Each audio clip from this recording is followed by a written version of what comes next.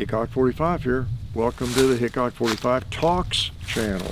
Yes, where I just yak in the woods about something or wherever I am. Someone mentioned in a suggested topic that I have been so involved with firearms and that sort of thing. They wanted me to talk about what it was like growing up and all these different things, on the farm or whatever, something besides firearms. They're tired of hearing about firearms.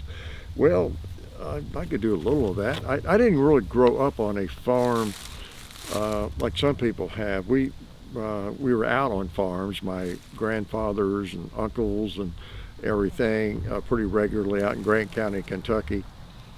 But we lived in Erlanger till I was 10, and then we bought 50-acre farm out in Grant County. So I had 2 or 3 or 4 years out there off and on. That was when I talk about the farm, the 50 acres, and walking around shooting and all that kind of thing. That's what I'm talking about in Dry Ridge, Kentucky. And so yeah, there were lots of other things going on besides shooting, that is for sure. Not to mention school, riding a bus for 45 minutes or more morning, and then again in the afternoon, all that sort of thing. And we raised, because my parents had grown up raising tobacco and gardens and all that kind of thing. Tobacco was a huge crop in Kentucky at that time. And I didn't spend most of my time shooting, that is for certain. I spent most of my time working in the tobacco. We had an acre of tobacco.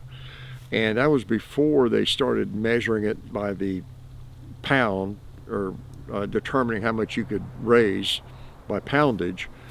That changed soon after that, and but at that point it was strictly acreage, and a lot of high school kids would make summer money, have a summer job going around and measuring tobacco, as they called it, measuring people's tobacco patches, because you were allotted a certain amount of acreage, whatever, to grow tobacco. That was it. It was controlled based on your land, the history of that land, and what the allotment had been, all these kinds of things.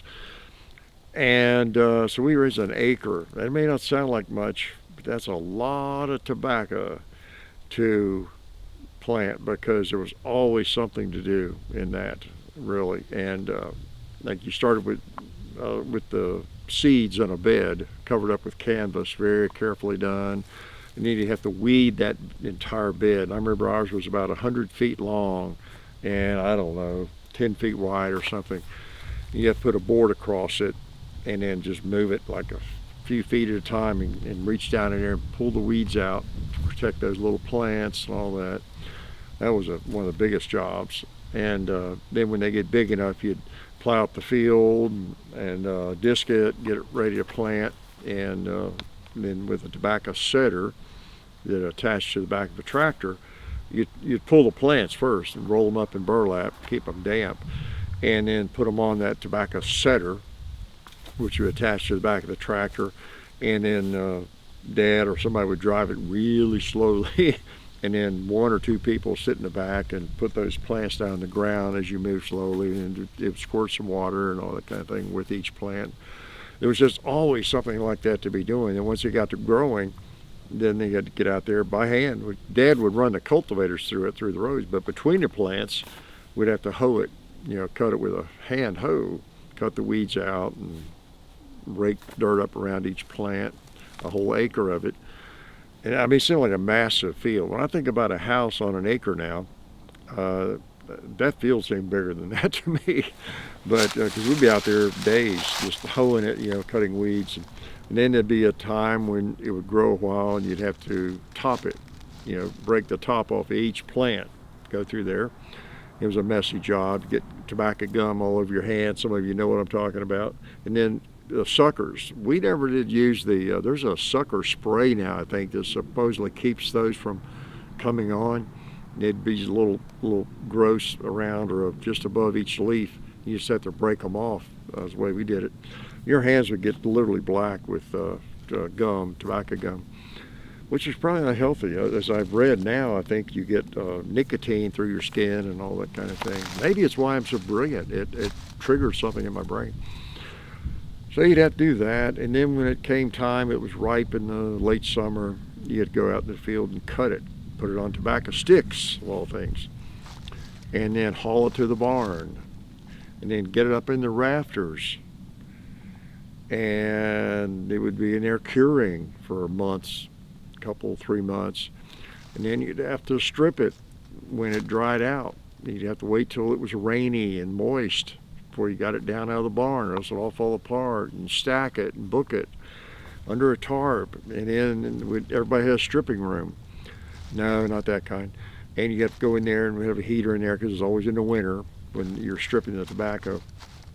And be a family affair. You'd need 3 or 4 people because you'd have ideally, you'd start the stalk on one end. One person would take off the I think it was lugs, is that right? I don't know, the bottom leaves, and then the next person get the lugs, I guess, the best leaves, and then the next leaves, and the end leaves, and all that. And put them in hands and press them on a press there, and then stack that, and it was ready to go to market once you got to that point, you know. So, but there was always one of those steps involved, and I didn't realize this was going to be a tobacco raising video. But when I think back of the farm, things I did that were not shooting, you know, that was one of the big ones. There was always something to do in tobacco, and of course we had a big garden, you know, hoeing the garden and picking tomatoes and all that sort of corn, beans, and I didn't do as much of the mowing. I was kind of young. Well, I wouldn't have been young if I'd grown up on a farm, but yeah, at 11 or 12, 13, I didn't run the bush hog and that kind of thing yet, because I was still kind of a city slicker when we were moved out there. Dad would do that, or cutting hay. I didn't really do much of that. I did a lot of work though, and I was pretty good at the tobacco stuff, and I worked for a neighbor every year, and he would pay me to set he didn't have any kids, and he would pay me when he was ready to set tobacco, especially. He and his wife would do most of the other things, but when it was ready to set, he'd put me on that setter, tobacco setter on the back of the tractor, and he would drive really slow, and I would just be one person on it, because I was pretty handy with my fingers. I could get that next plant, and so I didn't need to have 2 people on it if he drove slow enough. And then hanging in the barn, all that, I'd help him with that. So I did a lot of that. But I just loved the farm. I didn't think about it being a dread, like having to do the work. That was just part of it. And had dogs, you know, had a Dalmatian and a part Beagle dog, and loved them to death. And 2 brothers, and always playing tag in the barns, in the rafters. We'd be running around the barns. Mothers would have a heart attack, you know, they saw that going on today. We'd be climbing up in those barns, and some of the rafters in one of these barns was just logs. They weren't even fastened down very well. We'd be up there climbing around this stuff and playing tag and all kinds of things. So riding bikes, you know, on bicycles all the time, hiking, camping out, you know, so that's some of the stuff I did as a kid, especially on the farm. When we were living in the city, suburbs, we were always on bicycles, always outside, always on bicycles, exploring, and you know, spent a lot of time with my cousin Steve. We lived in a neighborhood, Florence, Kentucky, several years, and we were just always outside back then. You know, it was the '60s, you know, and so there was no TV to watch, no screens that were of interest, and we were just outside doing things, as I've talked about before, getting in trouble occasionally, but you know, just being a kid, that was a lot of it. Yeah, I don't know, that's kind of it. And then a little shooting here and there when my uncle would take us, or Dad, and you know, down on the farm, get out the .22, and the .22 pistol, and, you know, shoot that. So shooting was a part of it, but it was just really a minor part as compared with what I do today, really. Because this place, it's not a farm, it's not a ranch or anything like that, even though it's 40 acres. It's kind of a playground, really.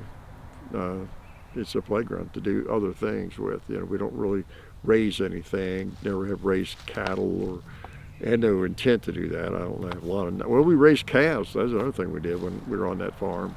You had to get up early and feed them, and yeah, I had 4 or 5 calves.